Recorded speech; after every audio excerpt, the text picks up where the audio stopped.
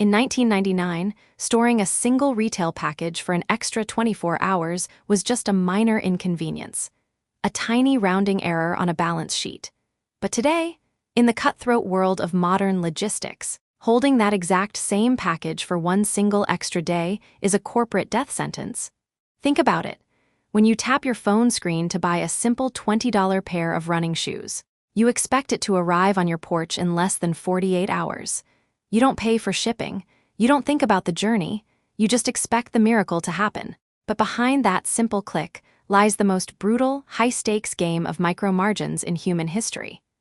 A hidden financial war where giant corporations bleed millions of dollars over fractions of a single second. We've been sold a massive lie. We think modern e-commerce is powered by brilliant algorithms, flashy websites, and clever digital marketing. But the dark, unsexy reality is this. The entire digital economy is chained to the unforgiving physics of massive concrete boxes standing on cheap dirt right off American interstate highways. And the scary part, the biggest player dominating this trillion-dollar battleground isn't just surviving. They are executing a secret operational strategy that is quietly bankrupting traditional retail. To understand how a single millimeter of error inside a warehouse can destroy a billion-dollar brand, we have to pull back the curtain on a hidden crisis that started with one reckless promise: 2-day free shipping.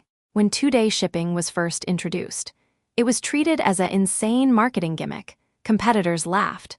Financial analysts panicked. Wall Street warned that paying overnight air freight for basic household goods was absolute commercial suicide. And they were right. Shipping a $10 box of laundry detergent across the country by airplane costs vastly more than the product itself. The early math simply didn't make sense. So, how did a few visionary logistics giants transform a guaranteed money-losing disaster into the most profitable distribution monopoly on Earth? They didn't fix the transportation problem. They eliminated the distance entirely, instead of shipping items across the country. They spent hundreds of billions of dollars buying up millions of square feet of land, placing massive fulfillment hubs right in the backyards of major suburban populations.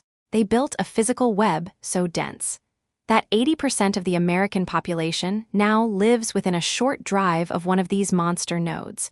When you place an order, the item doesn't travel across 3 time zones. It is sitting less than 20 miles away from your house.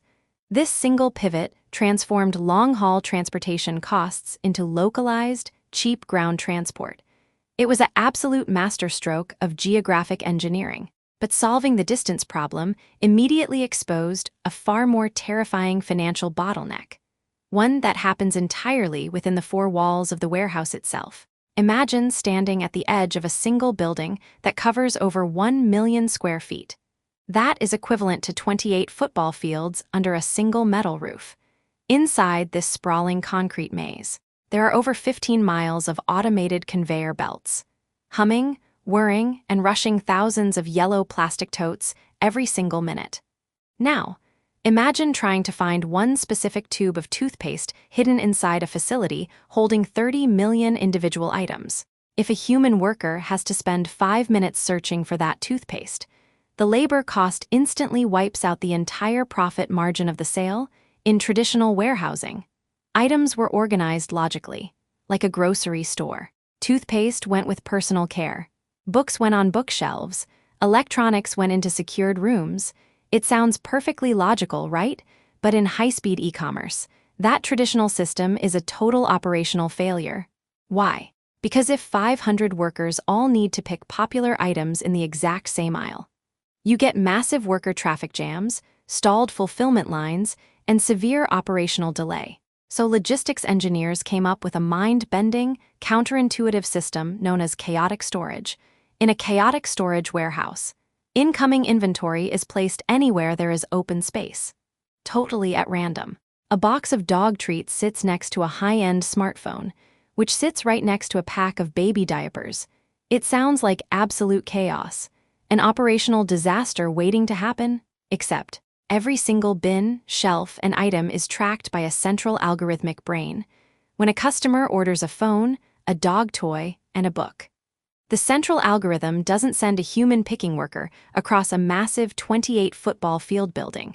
It routes them to a single nearby aisle where those 3 totally random items happen to sit right next to each other, by replacing human logic with algorithmic chaos. Worker walking distance was cut by over 60%. Millions of cumulative miles of walking were erased in a single stroke, saving hundreds of millions of dollars in wasted physical effort. It was brilliant. It was hyper-efficient. But just as this system achieved perfection, it triggered a catastrophic human crisis that almost brought the entire industry down. As speed requirements intensified, human beings were pushed to their absolute biological limits. Inside these megahubs, pickers were expected to select, scan, and package upwards of 300 items per hour. That is 1 item every 12 seconds, continuously, for a 10-hour shift. Workers were walking up to 15 miles a day on rock-hard concrete floors. Time off to use the restroom was tracked down to the exact second using handheld scanner devices. If a worker's metrics dropped for even a few consecutive days, an automated system would automatically generate a termination warning, without a single human manager ever speaking to them. The result was a brutal human toll.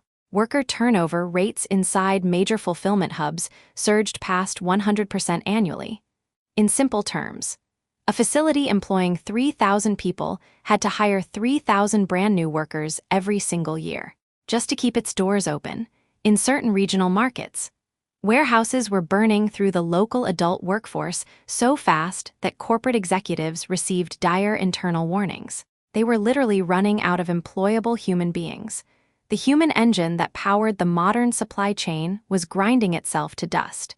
Logistics executives faced an existential choice: slow down delivery times, pay massively higher wages, or replace human hands with cold, metallic robotics. The answer seemed obvious: automate everything. Giant corporate funds poured tens of billions of dollars into robotics companies.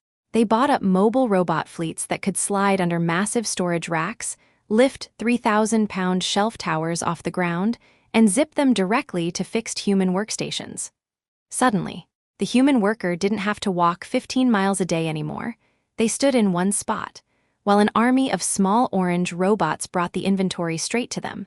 Vertical storage space was maximized. Aisle widths were shrunk to mere inches, and warehouse capacity expanded by 300% on the exact same physical footprint. It looked like the ultimate victory of machine over space and time.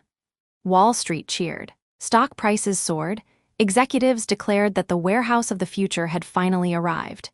Except, they walked straight into a massive, hidden financial trap that no one saw coming. You see, human labor is expensive, but human labor is flexible. If retail sales drop during an economic downturn, a company can reduce shift hours, pause hiring, or scale down operations to protect its profit margins. Robots do not have flexible costs. A high-tech, fully automated robotics warehouse costs upwards of $300 to $500 million to build and commission. That massive investment is financed through debt, leased equipment, and heavy capital expenditure. Whether that warehouse is running at 100% capacity or sitting half-empty during a retail slump. The multi-million-dollar monthly debt payments, software licensing fees, and specialized technical maintenance costs remain exactly the same. Automation traded a variable cost, labor, for a massive, permanent fixed cost, capital expenditure. When global retail sales fluctuated, middle-market companies that had spent hundreds of millions on automated systems began choking on their own fixed overhead.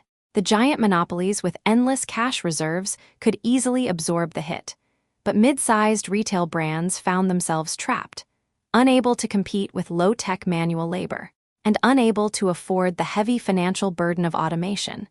And right as this financial squeeze was crushing mid-tier retailers, an even bigger, far more toxic operational nightmare detonated across the industry. It is the dark, silent killer of modern e-commerce. Reverse logistics. The economics of customer returns. When you walk into a traditional physical store, you try on a pair of jeans, you look at a jacket, you decide to buy it or leave it. Return rates in brick-and-mortar stores sit at a manageable 8%, But online shopping changed consumer psychology forever. Because shipping and returns are marketed as completely free. Customers treat their living rooms like fitting rooms. They buy 3 different sizes of the exact same shoes, keep the one that fits, and ship the other 2 back. Online return rates blew past 30%. And for apparel, it routinely spikes over 50%. Here is the dirty financial secret that corporate boardrooms try desperately to hide. Shipping an item out to your house is cheap, but processing that exact same item when it comes back costs up to double the original delivery price. When a returned box arrives back at a logistics hub, a human worker has to manually open the package, carefully inspect the product for damage or signs of use, test electronics, refold clothing, relabel the packaging, and re-enter it into the computer system. This entire process is painfully slow, deeply manual, and impossible to fully automate. The labor cost alone required to inspect and repack a $20 item often exceeds the actual wholesale value of the product itself. So what do major retailers do with millions of tons of returned, perfectly good items? They can't afford to put them back on the shelf, because storage space is too valuable. Instead, vast networks of liquidator warehouses have emerged across the country. Huge swaths of warehouse real estate are now dedicated entirely to dumping returned inventory into wooden crates, selling them off for pennies on the dollar to bargain buyers, and in many horrifying cases, companies simply truck millions of brand-new, returned items directly to landfills, because destroying the product is mathematically cheaper than paying a worker to inspect and restock it. It is a stunning, tragic economic reality.